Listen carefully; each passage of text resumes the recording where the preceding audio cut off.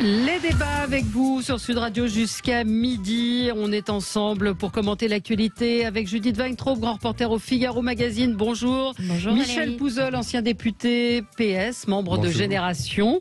Éric Tegner, journaliste, directeur de la rédaction du nouveau média en ligne Livre Noir. Bonjour à vous. Et Jacques Miard, maire LR de Maison Lafitte. Bonjour. Salut et fraternité. Salut et fraternité à vous également. Pécresse à 17% dans un sondage IFOP fiducial. On va pouvoir commenter ce sondage. Éric Zemmour ne se sent pas responsable des violences pendant son meeting. C'est vrai qu'on ne parle que de ça pratiquement, que de ces violences et assez peu du fond. Mesure Covid suffisante pour sauver Noël. Oui, avec ce slogan de Marlène Schiappa hier, entre autres, il faut sauver Noël. C'est le titre d'un film carrément. Commençons avec vos coups de cœur, vos coups de gueule. Commençons peut-être... qui veut commencer Michel ? Un coup de gueule ? Oui, un coup de gueule. Je voudrais vous présenter un type formidable qui s'appelle Vishal Garg, qui a fait entre Thanksgiving et Noël, qui a eu une très bonne idée de convoquer 900 de ses salariés pour une conférence Zoom et qui les a licenciés en 2 minutes 30 en leur disant si vous avez été convoqué à cette réunion, c'est que vous faites partie des malchanceux, votre contrat s'arrête immédiatement. Il venait, alors sa société n'existe pas en France, hein, c'est une société qui vend du crédit immobilier et du crédit aux consommateurs par Internet. Il venait de lever 750 millions d'euros pour de dollars pour sa société. Ses actionnaires, c'est Goldman Sachs, American Express, etc. Donc des grands groupes. Voilà, c'est un type formidable. Je lui souhaite un très joyeux Noël en espérant qu'il ne s'étrangle pas avec un os de dinde. Voilà, donc ça c'était votre coup de gueule. Jacques Miard, allez-y sur Oui, c'est un coup de gueule. C'est un coup de gueule sur cette permanence des présidents de la République à jouer les VRP, et dès qu'il y a un contrat d'armement à signer, ils arrivent et claironnent. Je crois que c'est une grave erreur. Que le président de la République se range au Proche et au Moyen-Orient, j'approuve à 1000%. En revanche, avoir en même temps, je dirais, un coup de clairon sur les ventes d'armement, c'est donner l'impression que notre diplomatie, c'est d'abord les ventes d'armement. Or, ce n'est pas que ça, surtout au Proche et au Moyen-Orient. Donc, je crois que là, il y a une faute qui est faite par ces présidents de la République qui veulent faire de la diplomatie en direct. Il faut qu'ils prennent du recul, parce que lier le sort du président de la République, quel qu'il soit, à des ventes d'armement, avec tout ce que cela comporte, surtout à un moment où il y a beaucoup d'interrogations au Proche et au Moyen-Orient, je crois que c'est une erreur. Voilà que c'est un coup de gueule, mais ce n'est pas la première fois que je le dis, mais je le répéterai sans cesse, parce que je crois que les présidents de la République, ça a commencé avec Giscard, qui a joué le petit télégraphiste à Varsovie, ça continue avec Sarko, qui pensait qu'il savait mieux que tout le monde ce que c'était la diplomatie, et surtout pas les diplomates. Hollande l'a un peu fait, mais Macron est complètement dans cette diplomatie en direct et il s'expose inutilement. Oui, on l'a évoqué un petit peu la semaine dernière quand il est parti effectivement, et puis cette rencontre avec Ben Salman qui est pas forcément du meilleur effet. Vous en pensez quoi, Judith Weintraub ? Je voudrais bien comprendre le coup de gueule de Jacques. En fait, vous êtes pour l'hypocrisie, c'est ça ? Non, pas du tout. On le fait, mais on ne le dit pas. Non, Judith. Il faut faire le partage. J'ai été marchand de canons. J'ai négocié la vente des Mirage 2000 avec l'Inde. Donc je sais ce que c'est. Mais on ne doit pas, je dirais, caler notre diplomatie uniquement sur ces ventes d'armement. Donc le président de la République, il faut dissocier les deux. C'est aussi simple que ça. Oui, c'est un peu de l'hypocrisie, effectivement. Non, c'est pas de l'hypocrisie.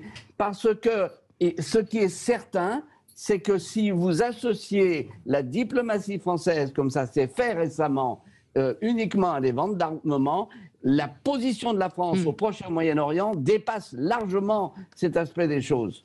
Bon, Judith, vous, c'est un coup de cœur. Oui, c'est un coup de cœur pour Sandrine Rousseau. Et oui, tout arrive. Et pourquoi est-ce que je félicite la numéro 2 ou numéro 1, ça dépend des jours, de la campagne présidentielle d'Europe Écologie Les Verts? Parce que après l'élection de Valérie Pécresse, elle a fait un tweet adressé à Valérie Pécresse. Bravo pour votre victoire. Il y a bataille politique entre nous sur les idées, mais respect pour votre parcours. Le plafond de verre saute. Et ce tweet lui a valu de telles réactions d'indignation qu'elle s'est sentie obligée d'essayer de s'expliquer, de rectifier plus tard. Elle s'est fait insulter. On lui a expliqué que féliciter une femme de droite, ça n'était pas du féminisme. Donc apparemment, Sandrine Rousseau a encore à apprendre l'intersectionnalité et la hiérarchie des luttes. C'est moins important d'être une femme que d'être de gauche. Pour les insultes, je pense qu'elle a commencé à prendre l'habitude depuis quelques mois, parce qu'elle a été quand même bien servie et on a beaucoup ri de Sandrine Rousseau, sans parfois d'ailleurs écouter. Elle peut avoir fait des gaffes. Moi, j'en ai parlé déjà ici, mais sans avoir toujours écouté le fond de son propos, qui est bien moins caricatural que ce qu'on en laisse entendre. Moi, je trouve que c'était une bonne chose, qu'effectivement, elle félicite Madame Pécresse. Mais moi, je pense qu'on est dans moi, je plaide pour une politique qui reste républicaine, avec une courtoisie républicaine. Là, en l'occurrence, le fait qu'une femme gagne les primaires LR, c'est un événement qui n'est pas neutre, y compris en termes de bataille du féminisme. Voilà, je trouve que c'était plutôt bien vu. Éric Tegner. Je trouve que ça incarne un peu la gauche actuelle, c'est-à-dire que ils vont prétendre défendre les femmes. Effectivement, si cette femme est de droite, ils vont pas la défendre. Ils vont vouloir dire qu'il faut défendre les journalistes. Je vais vous dire l'inverse, hein. Mais c'est des journalistes de droite qui sont agressés, ils vont pas les défendre.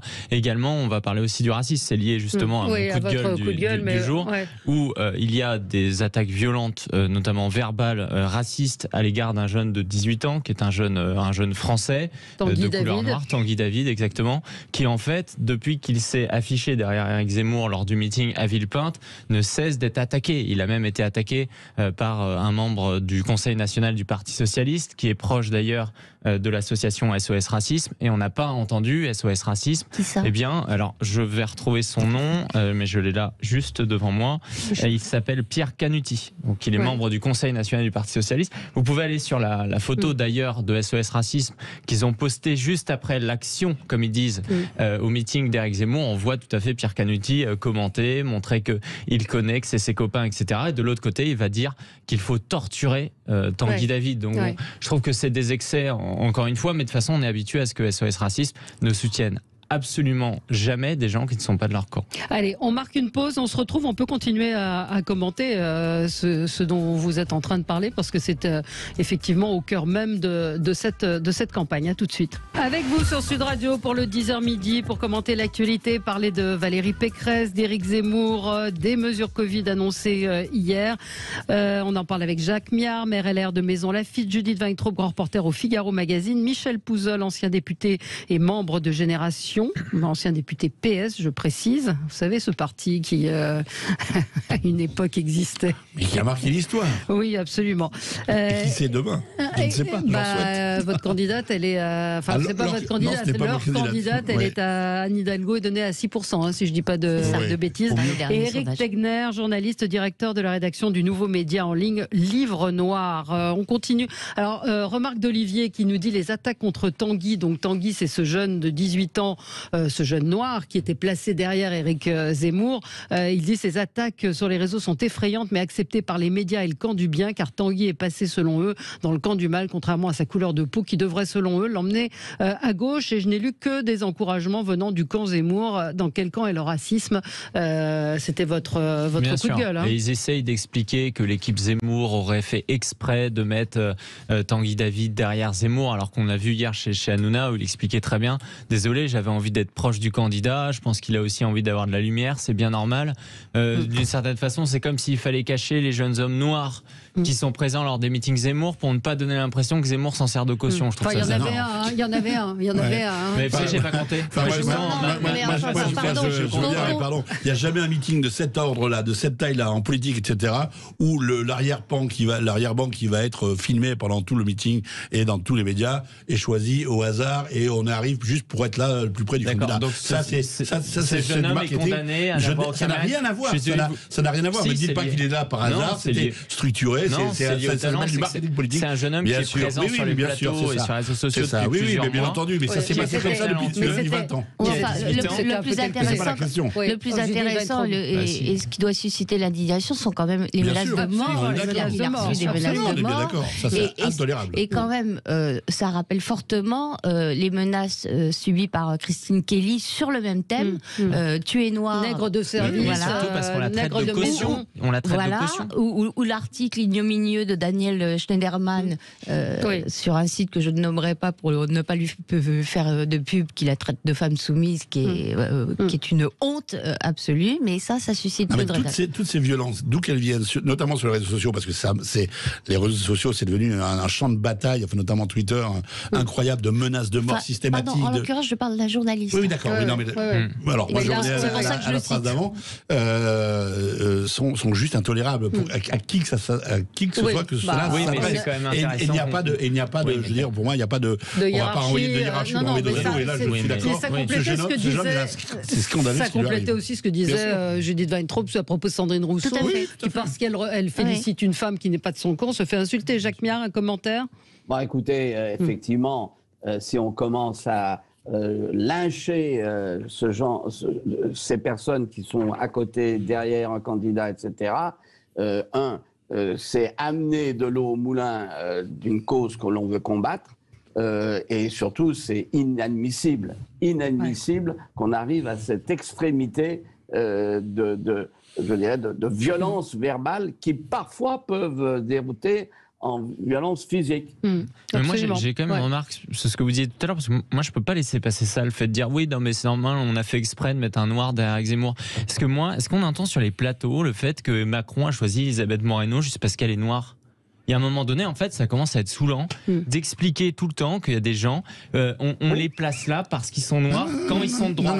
Quand ils sont de gauche, c'est parce que c'est le talent, parce que c'est bien. Vous n'avez pas compris. Je dis que toutes les personnes qui sont derrière Zemmour, jeunes, machin, etc., sont choisies, comme dans tous les meetings politiques, quelle que soit leur couleur, quel que soit leur sexe, quel que soit leur âge. Ça se passe dans tous les partis politiques. Vous dites c'est par hasard, moi je dis non, c'est pas par hasard. On fait des symboles. Il dit quelque chose, ce jeune homme. Il a 18 ans, on peut l'entendre. S'il dit qu'il est là. Et toujours Olivier nous dit il ne s'est pas plaint d'avoir été manipulé, il a plutôt exprimé une certaine fierté, tout le monde parle à sa place. Effectivement. Un petit coup de projecteur sur Delphine Batho. Judith Weintraub me disait pendant le journal, mais pourquoi est-ce que vous la remettez, vous la ressortez de la naphtaline? Pourquoi est-ce que vous balancez ce qu'on dit oui, non, mais c'est parce que ça a peut-être échappé à beaucoup de gens qu'elle était devenue la porte-parole du mouvement Europe Écologie Les Verts. Du candidat Yannick Jadot, du pôle écolo. Oui, du candidat Yannick Jadot. Oui, vous avez raison, c'est pas tout à fait pareil. Du candidat Yannick Jadot. Et ce matin, elle était interviewée par nos confrères de France Inter à propos de Nicolas Hulot. Écoutez ce qu'elle disait. Je savais qu'il y avait un problème depuis mars 2019. Donc vous voyez, c'est très tard en fait par rapport à l'ancienneté des témoignages. Et les écologistes saluent, soutiennent le courage des femmes qui parlent. Et nous n'avons rien à redouter de la libération de la parole. Je suis, comme de très très nombreux écologistes, signataires de MeToo politique. Et donc il y a tout à gagner à ce qu'il y ait un grand changement. Voilà, alors elle n'était pas au courant, il y avait quand même eu un article dans un journal qui évoquait une plainte, si c'était pas suffisant comme alerte, je sais pas ce qu'il lui fallait, non? Je veux dire, découvrir en mars 2019, enfin 2019... Je suis un peu partagée parce que quand j'entends dire tout le monde savait... en général, c'est faux. Non, tout le monde ne savait pas. Beaucoup de gens savaient. Beaucoup de gens savaient. La problématique qu'on a, parce qu'on en a parlé ici, Valérie, à plusieurs reprises, et notamment du sujet Hulot, puisque apparemment des journalistes avaient déjà des témoignages, etc., et que le monde de la presse parisien ne s'empressait pas de les publier à un moment donné. Le problème, c'est quand on dit tout le monde sait, moi j'étais à l'Assemblée, je soupçonnais certaines choses. Oui, on entend des rumeurs. On entend des rumeurs, on entend des choses, on entend des copines qui disent je monterai pas dans l'ascenseur avec lui si. Mais la question de l'accusation sans preuve, elle existe aussi. C'est ça qui est très compliqué. Non, donc la libération de la parole. De dire je l'ai découvert en 2019. Ça me paraît un peu léger quand même. Oui. C'est la façon dont elle l'exprime. Mais rappelez-vous que Hulot a été défendu bec et ongle en disant que c'était un scandale, comme PPDA récemment. Voilà, et c'est ça aussi qui est un peu compliqué. Après, nous, en tout cas ici, on le savait, on en parlait. Voilà. On on passe peut-être à notre premier sujet. On va commenter notre sondage dans une enquête IFOP fiduciale pour le Figaro et LCI. Ça a été qui a été réalisé après la désignation de Valérie Pécresse. Eh bien, il en ressort que 17% des sondés souhaitent voter pour elle. Elle progresse de 7 points. Elle fait jeu égal avec Marine Le Pen. Alors, encore une fois, un sondage, c'est une photographie à l'instant T. Frédéric Dabi nous l'a bien dit hier. Nous sommes très loin de la présidentielle. Néanmoins, on voit que la candidate LR, visiblement, a profité de cette élection et a séduit un certain nombre de gens. Oui, il y a eu indiscutablement un effet élection. Il faudra vérifier, je reconnais que je ne l'ai pas fait. Il me semble que même si un sondage avait donné Xavier Bertrand gagnant au second tour, mais les sondages du second tour, il faut les prendre avec encore plus de précautions que les sondages de premier. Mais Xavier Bertrand n'était pas monté à 17, en tout cas, c'était pas son étiage, il était plutôt à 13, donc elle est au-dessus. Ça c'est relativement bien passé malgré le couac provoqué par Éric Ciotti. Je trouve que l'opération est pleinement réussie. Oui. Rappelez-vous, il y a quelques mois, la situation était qu'on avait un candidat de droite, quoi qu'il arrive, Xavier Bertrand, et un parti qui, quoi qu'il arrive, allait désigner un autre candidat. Oui. Donc ils allaient dans le mur en klaxonnant. Le parti a évité d'imploser sur l'étape de la désignation. Maintenant, il n'est toujours pas sauvé parce que s'il n'est pas qualifié au second tour, je ne vois pas comment il pourrait s'en remettre, mais en tout cas, c'est bien parti. Il y a un effet Pécresse, et un effet Pécresse qui est logique d'ailleurs, qui correspond à la forte proportion de Français qui se disent de droite. La gauche est réduite vraiment à la portion congrue. Historiquement, on n'a jamais vu ça en France, aussi peu d'électeurs qui se disent spontanément de gauche. Donc là, on revient, il y a une demande, et l'offre semble plaire. Mais restons prudents. Alors juste, je voudrais répondre à Sylvie, puis après je donne la parole à Jacques Miard, qui nous dit merci de donner le nombre de sondés. 17% de 1000 sondés n'a pas la même signification que sur 1 million. C'est un sondage, c'est une technique scientifique, mathématique, qui fait que c'est un échantillon représentatif. Sylvie, je le dis pour nos auditeurs qui à chaque fois doutent des sondages, c'est pas 1000 personnes qu'on appelle dans son entourage en disant dis donc toi tu votes quoi. C'est-à-dire que ce sont des choses extrêmement précises et relativement fiable, encore une fois, à l'instant où on pose les questions. Et sachant que, de mémoire, 80% des sondés ont été sondés avant le meeting de Zemmour à Villepinte. Absolument. Donc pour l'instant, c'est très particulier. Jacques Miard, c'est votre famille politique. C'est une bonne nouvelle, mais vous savez ce que dit Valérie Pécresse des sondages. Elle cite Jacques Chirac en disant des sondages, c'est comme la queue du chien, ça va et ça vient. Ouais. Et donc, c'est une bonne formule, parce qu'il faut prendre ça comme un indicateur, une tendance, mais il faut transformer les faits.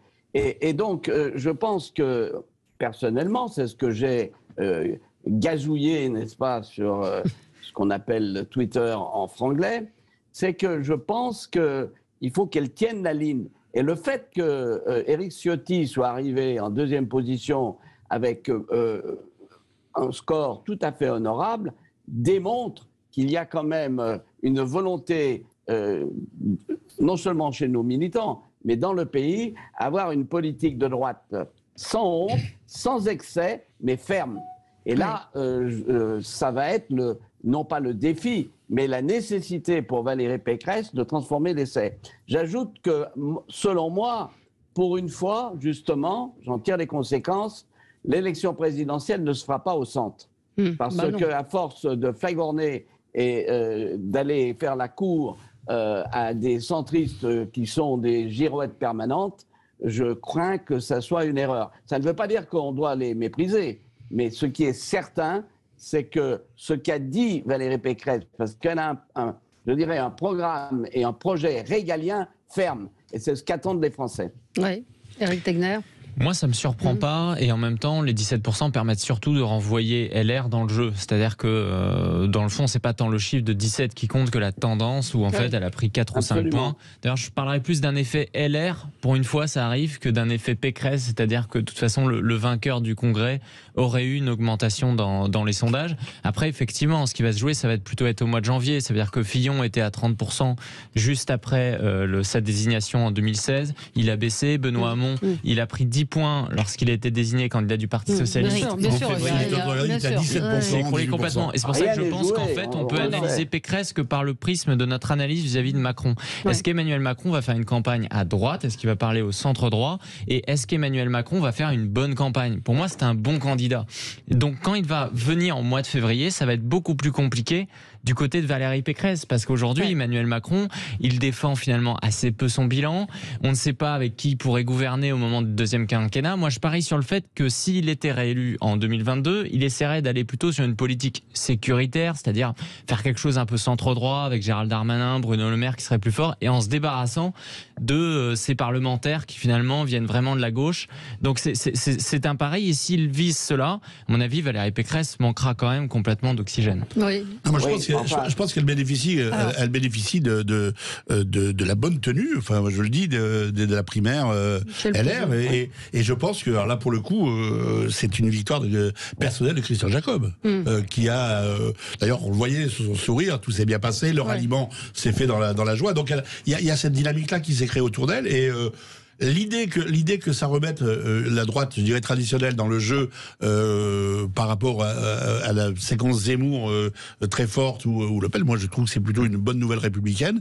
À la gauche d'en tirer les conséquences et les analyses. Je le redis et je le redis depuis plusieurs fois. La gauche est effectivement à genoux parce qu'elle est totalement dispersée. Si elle se réunissait, si elle y arrivait, elle serait dans les mêmes étiages. Et là, on aurait une situation totalement différente pour la présidentielle, y compris pour le deuxième tour, parce qu'on aurait potentiellement 4 candidats en position, à part Macron, de se mettre avec une petite différence. Potentiellement, je dis, là on fait la politique fiction, bien entendu, mais le sondage, c'est un peu de la politique fiction. Mais avec une différence, si je peux me permettre, c'est qu'aujourd'hui, le peuple français est plus à droite qu'à gauche. Bien sûr, mais il l'a toujours été. C'est ça. Moi, je pense que peu importe ce que choisiront de faire les gens de gauche aujourd'hui, à un moment donné, il y a un bilan, leur bilan est très négatif. La France a toujours été beaucoup plus à droite qu'à gauche, et pourtant la gauche a gagné de temps en temps. C'est totalement inédit. Un bloc qui est très important. Et surtout, je vous dis, des gens qui se déclarent de droite. Absolument. Ça n'est jamais arrivé. Sans honte. Oui, non, mais ce que je voulais dire pour répondre à Éric, je suis intimement convaincu que lorsque Macron va se déclarer officiellement, il va retomber et il va devoir se justifier parce qu'il a fait une série de tête à queue.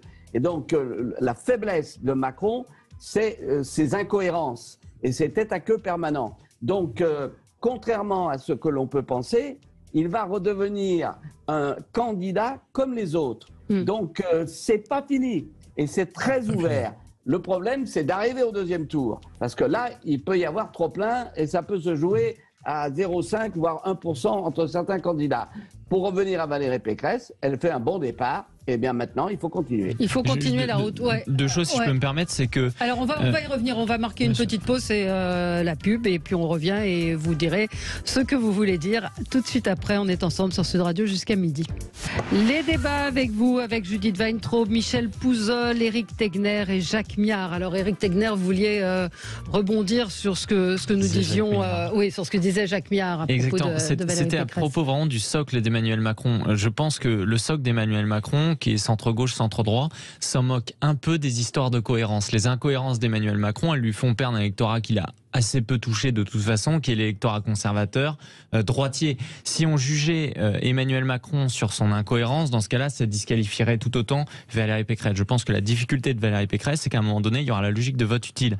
C'est-à-dire que si elle n'est pas véritablement devant Marine Le Pen ou devant Éric Zemmour, quelques points d'avance, l'électeur de centre-droit, qui est un électeur qui prend assez peu de risques, on l'a vu aux élections européennes, choisira d'apporter son soutien à Emmanuel Macron pour qu'il soit le plus loin devant, parce que l'avance du premier tour, elle compte énormément. Le deuxième élément, justement, c'est que ce qui va être intéressant dans les semaines à venir, c'est qu'on va avoir le tournis, parce qu'on se retrouve avec 3 candidats de droite, entre 14 et 17%. Et qui, tour à tour, quasiment vont à la marge d'erreur. Voilà, à chaque fois, il va y avoir des séquences différentes, comme la queue etc. du chien, finalement. Exactement. Voilà. La clé, c'est est-ce qu'ils vont rester les 3 à 17 et Macron à 22, 23, 24, ou est-ce qu'il y en a un qui va prendre de l'avance? Ça, on verra. Judith Van Traub. Moi, je ne crois pas du tout que le problème de Valérie Pécresse soit l'incohérence. Je ne vois pas d'incohérence dans ce qu'elle propose, ni même dans sa personnalité. Je crois qu'elle a 2 doutes à lever pour précisément battre ses adversaires qui chassent sur le même terrain. Le premier doute, c'est celui que n'importe quel candidat de droite issu du Parti Les Républicains aurait eu, c'est qu'est-ce qui nous prouve que vous ferez au pouvoir ce que vous n'avez pas fait quand vous y étiez. Crédibilité. Et puis, deuxième doute, quelle est votre réelle proximité avec Emmanuel Macron? On se rappelle qu'elle avait appelé à voter pour Emmanuel Macron au deuxième tour de la présidentielle en s'élevant contre la consigne de son parti qui était faire barrage à Marine Le Pen. Elle a été allée plus loin en disant voilà. Quand elle a fait sa déclaration de candidature cet été à Brive, elle a expliqué que Macron n'était que la pâle copie de la droite, ce qui renforçait encore l'idée de blanc-bonnet, bonnet blanc. Je crois qu'il faut absolument qu'elle fasse une campagne vraiment de droite. Dans ce sens-là, Éric Ciotti a raison, même si lui, pour le coup, n'est pas cohérent quand, après l'avoir félicité en disant que leurs programmes étaient les plus similaires, il trouve que rien de ce qu'elle dit ne va. Enfin, apparemment, c'est en train de s'arranger. Il faut qu'elle séquence sa campagne, en fait. Le premier tour se gagnera à droite, et ensuite, il faudra qu'elle récupère, si elle y arrive, si elle parvient au second tour, les électeurs de droite partis chez Macron. On avait ce matin sur Sud Radio donc la secrétaire d'État à l'éducation prioritaire, dont le nom m'échappe pour l'instant. Petit quiz. Comment elle s'appelle? Comment elle s'appelle? Elisabeth Haye, c'est ça? Non, pas du tout. Vous confondez avec Nadia. Elle s'appelle Nathalie Elimas. Bon, pardon. Elle était l'invitée du Grand Matin Sud Radio et elle disait « Je connais bien Valérie Pécresse, elle est radicalement Macron-compatible. Qu'est-ce qui la différencie vraiment d'Emmanuel Macron? Elle pourrait d'ailleurs être une très bonne première ministre de Macron. » Donc je pense qu'ils vont essayer de la flinguer sur cet axe-là du bonnet blanc et blanc bonnet. Et pas trop, c'est un vrai danger. C'est un vrai danger pour elle. D'où l'importance de la manière dont elle va constituer son équipe de campagne, effectivement, et de la place qu'elle va accorder. D'où l'importance d'avoir Éric Ciotti à ses côtés. C'est ce que je viens de dire. Il s'exprime de la même manière. Parce que sinon, effectivement. À ses côtés, mais pas en tandem. Oui. Mais pas. Le problème, c'est que tout se focalise sur un homme ou une femme face au peuple. Après, il y a une difficulté, c'est que je ne sais pas si on observe vraiment à chaque fois les logiques d'alternance. Après Chirac, il y a eu l'anti-Chirac, c'était Sarko. Après Sarko, il y a eu l'anti-Sarko, c'était Hollande. À chaque fois, surtout que les gens, ils ont envie de changer, surtout avec Emmanuel Macron. Pourquoi ceux qui ne votent pas, ceux qui ne veulent pas d'Emmanuel Macron aujourd'hui choisiraient Valérie Pécresse? Moi, c'est vraiment la question lancinante. Il y a une non-envie, c'est ce que disait un peu Frédéric Dabi hier, c'est-à-dire que pour Hollande, pour Sarkozy, il y avait de la haine. Là, il n'y a pas de haine, en tout cas dans ce qu'ils peuvent percevoir vis-à-vis de Macron, mais il y a une sorte de désintérêt et c'est ce qui pourrait être plus difficile pour lui. Alors un auditeur me dit, pourquoi vous ne parlez pas du candidat qui représente la majorité du peuple français? Dans les sondages, c'est Emmanuel Macron, celui qui représente la majorité du peuple français. Pour l'instant, il est loin devant tous les autres. Il a un socle. Mais je voudrais revenir sur ce que disait Éric. Oui. Je suis désolé, mais il y a quand même un rejet latent de Macron en raison de ses incohérences, en raison de son mépris vis-à-vis des Français. Et ça reste. Et il y a aussi c'est chez des gens qui n'auront jamais voté pour lui, qui n'ont pas voté pour lui. Non, c'est pas aussi. On le voit d'ailleurs chez les ouvriers, il est juste derrière Marine Le Pen. Chez les employés aussi, il est pas si faible. On risque d'avoir, Éric, un phénomène qui va être tout sauf Macron. J'en suis convaincu. Alors l'auditeur me dit non, Valérie, je parlais du vote blanc. Ah oui, ça effectivement, c'est ce que aussi disait Frédéric Dabi hier. La grosse crainte, c'est l'abstention. Un auditeur également me dit pourquoi il n'y aura pas d'abstention au premier tour. C'est pas gagné, hein, mais on va voir. On remarque. Vous verrez, ça déchaîne les passions. On marque à nouveau une petite pause et on va parler d'Éric Zemmour. Un auditeur me dit pourquoi est-ce que vous ne parlez pas du fond et du programme d'Éric Zemmour? Alors est-ce que vous avez Éric Tegner, vous étiez au meeting? Oui, vous allez nous dire quel est le programme d'Éric Zemmour. On va y revenir dans un instant. Les débats avec vous, 0826 300 300. On est ensemble jusqu'à midi. Parlons d'Éric Zemmour. Peut-être revenir encore une fois, malgré tout, sur les violences. Et c'est dommage qu'il y ait eu à plusieurs niveaux, évidemment, toutes ces violences. Ce matin, il était un invité de BFM. Écoutez ce qu'il disait à propos de ces violences. Je condamne évidemment toutes les violences. C'est une évidence. Maintenant, il faut bien comprendre ce qui s'est passé. Il y a des gens qui viennent pour faire de la provocation. Ils viennent, ils savent très bien qu'ils vont énerver les gens qui sont là. Ils le font pour ça. Et ils le font pour que les médias disent « Ouh là là, ils sont méchants, les autres sont violents ». Ils n'avaient rien à faire là. Est-ce que vous savez pourquoi le meeting de Jean-Luc Mélenchon, qui était en même temps que le mien, s'est bien passé? Je vais vous répondre. C'est parce que les gens qui me soutiennent ne vont pas déranger les meetings de Jean-Luc Mélenchon. Vous ne vous sentez en rien responsable? Ah non, je me sens en rien responsable. Ces gens-là n'avaient pas à être là. De la violence? Mais qui provoque la violence? Qui provoque la violence? C'est la bonne question. Qui provoque la violence? Ces gens-là n'avaient pas à être là. Ils le savaient très bien qu'il y aurait des colères. C'est pas tout à fait exact. Quand il dit que personne ne va déranger les meetings de Jean-Luc Mélenchon, je pense que dans tous les meetings, il y a toujours de la provocation. Vous y étiez, vous. Qu'est-ce qui s'est passé, Éric Tegner, exactement? Alors déjà, j'attire justement votre attention. Là, on voit pas l'image, mais ce matin, il avait une attelle. Éric Zemmour. C'est-à-dire qu'on ne parle pas d'un sujet quand même qui peut vous paraître anodin, hein, mais il a eu quand même 9 jours d'ITT parce que il s'est fait agresser lorsqu'il a essayé d'arriver sur scène par quelqu'un qui lui a attrapé le cou et qui a essayé de l'emmener par terre. C'est-à-dire qu'il s'est blessé au niveau des cervicales et au niveau du poignet de telle sorte qu'il pouvait plus serrer des mains. Et à un moment donné, on ne parle pas de ça. Et c'est dans ce contexte, parce qu'effectivement, moi j'y étais côté presse, c'est dans ce contexte en fait qu'il y a eu ces problèmes avec SOS Racisme. Je vous explique. Dans un premier temps, on voit un attroupement, une foule avec également tous les journalistes qui s'agglutinent autour de cet agresseur qui était exfiltré du meeting. Donc vraiment un brouhaha. C'était assez stressant, angoissant, hein, vu la période actuelle où il y avait quand même une centaine d'antifas au niveau du métro qui avaient été arrêtés, des cocktails Molotov saisis, des grenades, etc. On pouvait s'inquiéter. Et c'est 5 minutes après qu'il y a cette provocation, je ne parle pas d'une action, cette provocation d'SOS Racisme. À un moment donné, vu le contexte, c'est-à-dire, il savait très bien que ça allait se passer comme ça. Moi, je suis pas en train de légitimer du tout le fait qu'il soit agressé. Je pense que avec Zemmour, et à mon avis, ils le feront quand on leur en parle. C'est ce qu'ils ont prévu de faire. Ils vont cette fois-ci complètement interdire l'accès aux zouaves, donc ces milices d'extrême droite, lors des meetings. Ce qu'ils n'ont pas fait, je pense, justement pour des raisons que un service d'ordre, en fait, ça se construit petit à petit, ça prend du temps. Hein. Le service d'ordre du Rassemblement national, ils ont pris 40 ans à le faire. Voilà, c'est des raisons là-dessus. Mais SOS Racisme, ils ne se sont pas contentés de faire une action. SOS Racisme, ils faisaient de la provocation. Et ils sont rentrés avec des antifas.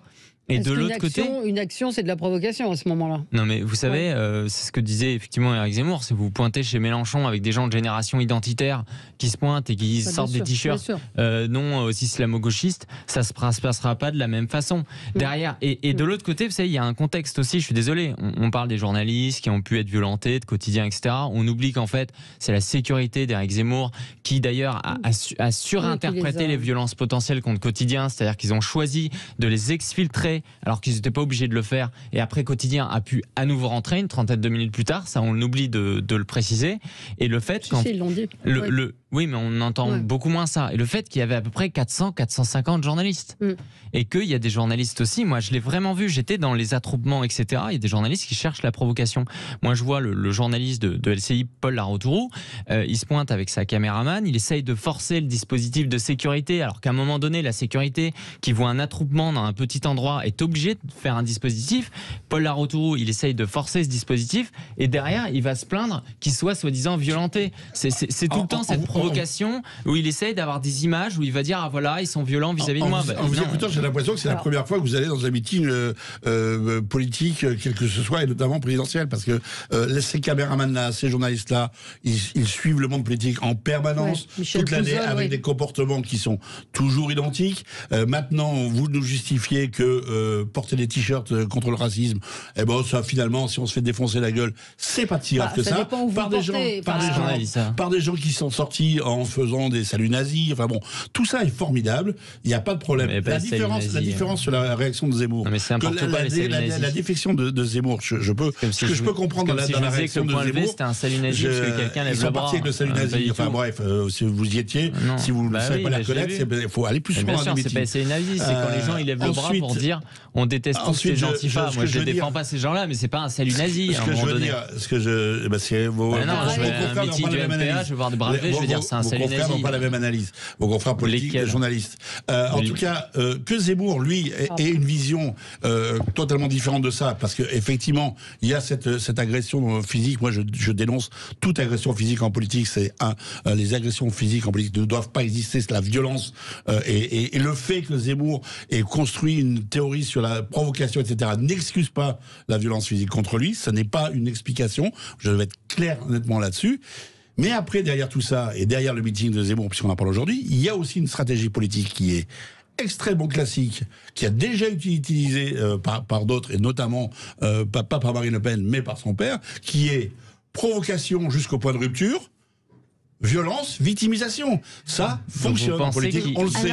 Donc je pense qu'il y a aussi cette dimension-là dans ce qui s'est passé au meeting. Maintenant, la violence qu'a subi Zemmour est totalement intolérable, mais il est intolérable que dans un meeting, des gens se fassent castagner comme ça s'est fait, même si c'était une provocation. Et moi je dis c'était une action plutôt qu'une provocation. Une remarque d'un auditeur et que je voulais faire également, 9 jours d'ITT, beaucoup de médecins ont dit que c'était quand même beaucoup pour un poignet foulé, et que quand on prend 9 jours d'ITT, on n'arrive pas à finir le meeting et on va pas à la télé le lendemain. Il était sous adrénaline. Moi, c'est vraiment, je posais des questions là-dessus. Il était sous adrénaline et derrière, il pouvait vraiment pas. Moi, j'ai vu, il pouvait pas saluer, etc. C'est pour qualifier la plainte. En fait, on sait qu'au-delà de 7 jours d'ITT, vous avez vu les images. Mais j'ai vu les images. Ce que je veux dire, c'est que Valérie, vous êtes en train d'accuser un médecin d'avoir failli à sa mission et à sa déontologie. Je ne sais pas. Si, c'est exactement ce que je m'interroge. Quiconque dit. Mais 9 jours d'ITT, vous vous rendez compte de ce que c'est? Mais c'est qu'on t'interroge toujours sur... Figurez-vous, je suis pas médecin, j'ai pas examiné le poignet d'Éric Zemmour. On ne peut pas accuser un médecin d'avoir menti dans son exercice professionnel comme ça. Il y aura peut-être une contre-expertise. C'est de la diffamation pure et simple. Non, pour répondre à ce que... Non, mais ça vous étonne pas, 9 jours d'ITT, on va à la télé le lendemain? Enfin, je pose la question. Il vient à la télé avec son poignet, avec une attelle. Vous et moi, il nous est arrivé d'être dans un état subcomateux et de nous forcer à aller travailler. Et curieusement, d'ailleurs, je ne sais pas si vous avez remarqué, quand on est à l'antenne ou quand on oublie le temps, la maladie se fait discrète et puis ça vous tombe dessus après. Et je crois que tout le monde fait ça. Tout le monde a sorti ça. Non, pour répondre à Michel qui condamne toute violence physique et qui a bien raison, mais qui à la fin de son propos fait quand même le lien entre le discours provocateur de Zemmour et les violences contre lui. Moi, je n'accepte aucune violence physique, mais je n'accepte pas du tout le glissement sémantique qui est opéré par la plupart ou la totalité, à part vous donc, des gens de gauche, de violence symbolique ou violence orale à violence physique en les mettant sur le même plan. Ça, c'est inadmissible. Se prendre une tentative de mise à bas, un coup de poing dans la figure ou une insulte, c'est pas du tout pareil. Non, bien sûr. On l'a tous éprouvé. D'autre part, la question que vous me posez me semblait la plus intéressante. Zemmour est-il responsable de la violence qui s'est déchaînée à son meeting? Alors, dire ça, c'est dire que la CGT et toutes les organisations qui ont appelé à faire taire Éric Zemmour, Stéphane Troussel, président socialiste du conseil départemental de Seine-Saint-Denis, qui a demandé l'interdiction du meeting d'Éric Zemmour, comme Clémentine Autain qui était sur la même ligne. Tous ces gens-là qui veulent faire taire Zemmour sont responsables de l'agression dont il a été victime, ce type qui a essayé de le faire taire en le mettant par terre. On ne sait pas jusqu'où allaient ses intentions violentes. Est-ce que vous acceptez de dire ça? Est-ce que la CGT est responsable de l'agression commise par ce type? Je pense qu'il y a aussi une autre question. Alors nous, c'est ce qu'on va, chez Livre Noir, diffuser cet après-midi, parce qu'on a fait une enquête sur la question de la sécurité d'Éric Zemmour. Ça, c'est encore un autre problème. Oui, mais qui en fait est assez lié, notamment sur l'agression. Je ne vais pas pouvoir tout expliquer là maintenant, parce qu'on va pouvoir le présenter, mais c'est au sujet de la SDLP, qui aujourd'hui est missionné par le ministère de l'Intérieur pour protéger Éric Zemmour. La question, c'est à quel moment aujourd'hui quelqu'un qui est protégé par le SDLP se retrouve agressé. Et nous, ce qu'on a pu vraiment voir en cherchant, c'est qu'il y a eu des défaillances côté SDLP, non seulement à Villepinte, parce qu'ils ont choisi d'assurer seuls, sans renfort de la sécurité privée, la sécurité d'Éric Zemmour, alors qu'habituellement, il y a des renforts de cette sécurité privée, que du côté d'Éric Zemmour aujourd'hui, ça vraiment, je vous réveille, ils ont justement envoyé un mail au SDLP pour leur demander une réévaluation du système de sécurité. Parce que des défaillances avaient déjà été jugées à Marseille. Et le dernier point, c'est qu'il y a aussi des choses qui sont assez étonnantes. Je pense au QG, pour l'instant personne n'en a parlé, c'est une information nouvelle, d'Éric Zemmour qui a subi des menaces la semaine dernière et qui n'est pas protégé. Tandis que celui d'En Marche est protégé. Donc c'est un ensemble de choses qui fait qu'à un moment donné, pourquoi le ministère de l'Intérieur ne fait pas n'ose pas le niveau d'Éric Zemmour. Vous savez, il a un niveau aujourd'hui qu'on appelle UCLAD 3. Il devait passer en UCLAD 2 le jour où il était candidat à la présidentielle. C'est ce qui avait été convenu. Et c'est le jour où il a été candidat à la présidentielle qu'ils ont dit finalement on le fait pas. Bon, bah ça, c'était au ministre de l'Intérieur de répondre. Je rappelle quand même que Emmanuel Macron s'est fait gifler. Oui, c'est vrai. Judith, pour répondre à Judith, il y a quand même eu un slogan où il était dit que les mots peuvent tuer aussi. Hein. Et donc, c'est vrai que les propos d'Éric Zemmour suscitent, je dirais, une sorte d'hostilité viscérale sur des gens qui pensent à l'antithèse de... Ce qui m'a frappé, de l'incident... Non, mais vous êtes en train de légitimer la mise sur le même plan de violence symbolique et violence physique. Non, mais on est d'accord qu'il ne s'agit pas de passer à moi. Moi-même, si je ne suis pas d'accord avec X ou Y, je ne vais pas à ce meeting. C'est aussi simple que ça. Mais il y a, de la part, dans ce qui s'est passé, des images que nous avons vues, je crois qu'il y a eu des erreurs dans la montée de Zemmour vers la tribune. Se retrouver dans ce amas humain où personne ne pouvait contrôler plus rien, c'est à mon avis une faute. Et à chaque fois qu'on fait un meeting de ce type, et je l'ai vu, que ce soit pour Chirac et autres, il y a quand même un minimum de distanciation entre les uns et les autres et éviter dans ce paquet humain... Je me rappelle Baroin menacé de d'étouffement et d'écrasement parce qu'il avait eu le malheur d'être à côté du candidat. Mais je crois qu'il y a un minimum... Non, mais la distance, elle n'y était pas. Il y a des demandes qui sont faites, qui ne sont pas respectées à Marseille. Je ne sais pas si vous vous rappelez de l'exfiltration de Zemmour. Qui n'ont pas été prises dans ce meeting. Maintenant, effectivement, je le redis, il a quand même été blessé, etc. Et il y a eu, de la part d'un certain nombre de personnes, une provocation. Mais comme ça répond aussi à des propos très tranchés de Zemmour, il faut bien comprendre une chose, c'est qu'on est parti aujourd'hui pour des manifestations qui vont durer parce que cette campagne électorale démarre avec des slogans forts et des discours forts qui provoquent une réaction viscérale. C'est marrant, je ne m'attendais pas du tout à vous entendre, à entendre ce discours de légitimation de la violence physique dans votre bouche. Je précise qu'il y avait des cocktails Molotov. Il légitime pas. C'est pas la légitimation, mais c'est prendre en compte la réalité faite. C'est ce que dit notre... je pense que ça justifie pas. Ça justifie pas qu'on vienne à un meeting avec des cocktails Molotov, pardon. Dans des réunions politiques, on en vient aux mains. Et il faut le prendre en compte, mais cette fois-ci, je crois qu'on a atteint un degré supérieur. Mais désolé, on se retrouve quand même avec des antifas aujourd'hui qui manifestent, avec des associations constituées juridiquement SOS Racisme, avec la CGT qui sont les syndicats, avec également un candidat à la présidentielle qui s'appelle Anas Kazib. À un moment, ce ne sont pas juste des individus isolés. Et il y a un laxisme. Quand je parlais de Marseille, désolé, il y avait 90 CRS autour d'Éric Zemmour et il y a une douzaine d'antifas qui ont pu suivre tout le long. Ils n'ont pas été dispersés. Oui, mais tout ça, c'est pas la nouveauté. Jean-Marie Le Pen en Corse a dû remonter dans son avion et revenir sur le continent en disant aux policiers qui étaient là, je me souviendrai de vous. Je ne sais pas si vous vous rappelez de cette phrase-là, je m'en souviendrai. Voilà, et ben il s'en souvient, je ne sais pas où, mais voilà, c'est pas non plus, enfin je veux dire, qu'il y ait des trous dans la raquette, oui, qu'on joue les vierges effarouchées. Quand on essaie de mettre, quand on fait des déclarations de guerre au pays, on fait. Il y a toujours eu ça, il y a toujours eu des provocations, vous qui avez un passé de militant, il y a toujours eu dans tous les meetings. Des meetings, des choses où ça se passait. Les gens sont inquiets dans les meetings.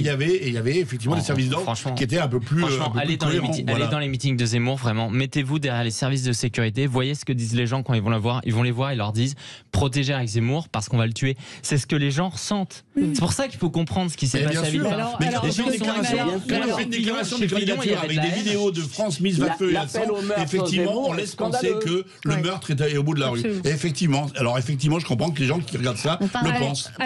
Pardon. Éric Zemmour est vraiment menacé de mort et depuis longtemps.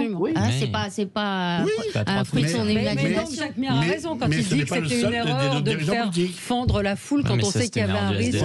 Quand on est menacé de mort. C'est pas l'erreur de Zemmour. Non, de l'organisation. Non, de la SDP, c'est eux qui ont choisi de s'en occuper. À un moment donné, on va arrêter de tout mettre sur le dos de la sécurité privée d'Éric Zemmour. Il a une sécurité ministère de l'Intérieur qui décide d'assurer tout seul la sécurité, le passage d'Éric Zemmour jusqu'à la Seine. Ils vont pas commencer à se dédouaner alors que c'est eux qui ont choisi de le faire. Il y a quand même des erreurs de service de sécurité d'Éric Zemmour. Par exemple, quand les types d'SOS Racisme ont enlevé les t-shirts, moi j'ai vu ça des dizaines de fois dans des dizaines de meetings, notamment ceux de François Fillon, où les gens avaient des banderoles enroulées autour du corps sous leur t-shirt. En général, ils sont exfiltrés, pas gentiment d'ailleurs, ça se passe pas gentiment, mais il n'y a pas des coups parce qu'il y avait les zouaves. Ça, c'est les zouaves. C'est pour ça, pour moi, la seule vraie erreur, c'est qu'ils ont laissé passer les zouaves et ils l'ont pas laissé passer quand on leur parle sciemment. C'est simplement, voilà, il y a un service d'ordre en fait de ce type de meeting. Il faut 200, 250 personnes, c'est pas tous des professionnels. Donc vous voulez dire que l'équipe de Zemmour a organisé un meeting de grande ampleur sans savoir qui mettait derrière l'intervenant, sans gérer la sécurité, l'approche du candidat et sans savoir qui rentrait, allez pour lancer les brocs. Franchement, c'est beau l'amateurisme et je ne souhaite pas que ce monsieur soit au moins pour ça. Écoutez, on va venir à un meeting de Mélenchon. Il était plutôt bien organisé le meeting globalement. Je suis désolé. Allez, on marque une pause, on se retrouve dans un instant. Est-ce qu'on doit vraiment parler du Covid et des mesures? Il faut sauver Noël. À tout de suite. On est ensemble jusqu'à midi avec vous. Quelques minutes encore, on va parler du Covid. Les mesures qui ont été annoncées par le Premier ministre Jean Castex et le ministre de la Santé Olivier Véran sont-elles suffisantes pour endiguer la cinquième vague? Un protocole sanitaire renforcé dans les écoles primaires, en particulier les élèves, le personnel qui doivent porter des masques en intérieur et en extérieur. L'OMS vient de déclarer que la situation devenait très alarmante en ce qui concerne les enfants. Tour de vis, suffisant, pas suffisant. Hier, discothèque fermée, évidemment. Oui, Sauver Noël, le nouveau mantra. Oui. C'est ça le problème. Au-delà de la communication qui est toujours un peu agaçante de Jean Castex qui rappelle papy et mamie, dans la cuisine pour manger la bûche, moi j'ai une vraie interrogation sur la vaccination des enfants. Je suis vaccinée. En attente de 3e dose, si vous voulez tout savoir.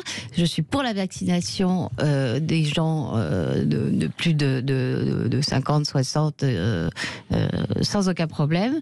En revanche, sachant que le vaccin a un très faible impact pour empêcher la contamination et que très peu d'enfants, je ne parle pas des 300 000 et quelques enfants qui sont vulnérables parce qu'ils ont d'autres pathologies, mais que le reste des enfants a fort peu de risques de développer des formes graves, je ne suis pas trop pour la vaccination des enfants. Mais enfin, elle est sur la base du volontariat. Oui, mais pour ou contre, moi j'en sais rien non plus. Le vaccin n'empêche pas de contaminer ou très peu, et les enfants ne risquent pas d'être très malades. Ce qui est difficile, c'est qu'apparemment le vaccin... la circulation serait très grande parmi les enfants. En fait, on a compris, si j'ai bien compris, parce que c'est très compliqué, cette histoire-là, et la communication gouvernementale n'aide pas, ni les scientifiques d'ailleurs n'aident pas à s'y retrouver. C'est que chaque fois qu'une partie d'une population n'est pas vaccinée ou moins vaccinée ou n'a pas été touchée, arrive un variant.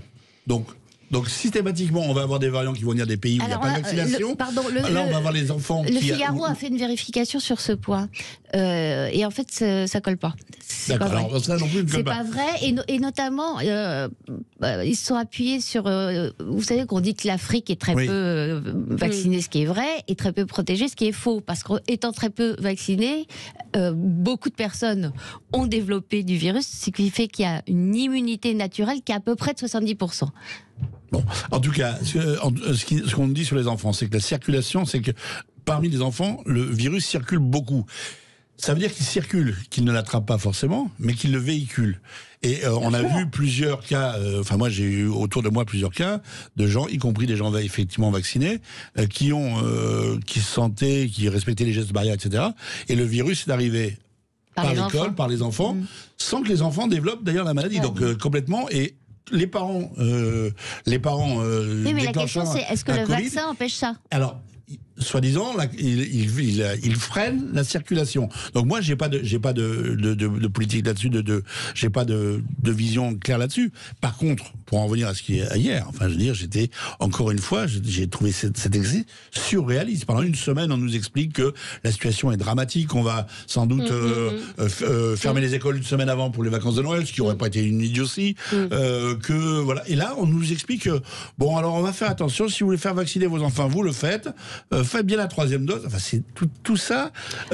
Moi, j'ai ma 3e dose. Ma femme la 3e dose. C'est une décision politique. Impossible de trouver aujourd'hui un créneau pour se faire vacciner. Alors, il paraît que si. Il paraît que si. Ah bah moi, je vous garantis, ça fait une semaine que j'ai vu sur Twitter des gens qui mettaient j'ai cherché une 3e dose et j'ai trouvé. Donc, je pense qu'il faut. Je vais rechercher encore aujourd'hui. Il faut chercher. Oui, Jacques Valérie. Oui, on voit bien que c'est une décision politique. Oui. On voit bien que ce que redoute le gouvernement, c'est de prendre des mesures drastiques qui ne seront pas supportées par nos concitoyens. Oui, mais enfin, est-ce que la vaccination des enfants, c'est pas pire? Alors, quant à la vaccination des enfants, il ne faut pas inventer l'eau chaude. Quand nos enfants rentrent dans les crèches, rentrent dans les écoles, on leur demande au moins une kyrielle de vaccination. Donc, s'il faut le faire, il faut le faire, mais on voit bien qu'en réalité, ce qu'a dit Castex hier, c'est une mise en garde. Faites attention, voilà, parce qu'on veut éviter que tout d'un coup, ça nous tombe sur le rable et que ça pose un problème politique en disant c'est pas possible, on en a marre, etc. Et c'est là où le gouvernement joue un peu avec le feu, parce que s'il faut à ce moment-là prendre des mesures draconiennes après les fêtes, on dira bon, ça va, hein, il aurait pu les prendre plus tôt. Il y a pas mal de médecins qui disent que la 5e vague est sur le point de se terminer. Enfin, en fait, tout est dit et son contraire en permanence. C'est d'être prudent, oui, Éric Tegner. Moi, j'avoue que je suis largué. Non, mais je suis d'accord, c'est très compliqué. Le problème, c'est que, en fait, bon, de toute façon, quoi qu'on dise, ils vont peut-être nous faire une 4e dose, que toutes les semaines ça change, qu'à chaque fois il faut avoir un avis dessus, etc. C'est moi, à la limite, ce qui m'a un peu amusé ce dernier temps, c'est la remarque eue Sonia Mabrouk au sujet de l'expression "il faut sauver Noël". Je pense que pour le coup, il y a une chose sur laquelle on peut tous être d'accord, c'est qu'on n'a ni besoin de Castex, ni besoin de Véran pour sauver Noël, et que quoi qu'il fasse, les gens fêteront Noël et il y avait une question qui était posée sur une autre antenne où il disait est-ce que vous respecterez les consignes, et 70% disaient non. Bien sûr. Parce qu'effectivement, encore français. Voilà, allez, c'est fini pour aujourd'hui. Merci à vous, on se retrouve demain. Ça recommence. Et ça recommence absolument. Très bonne journée sur Sud Radio.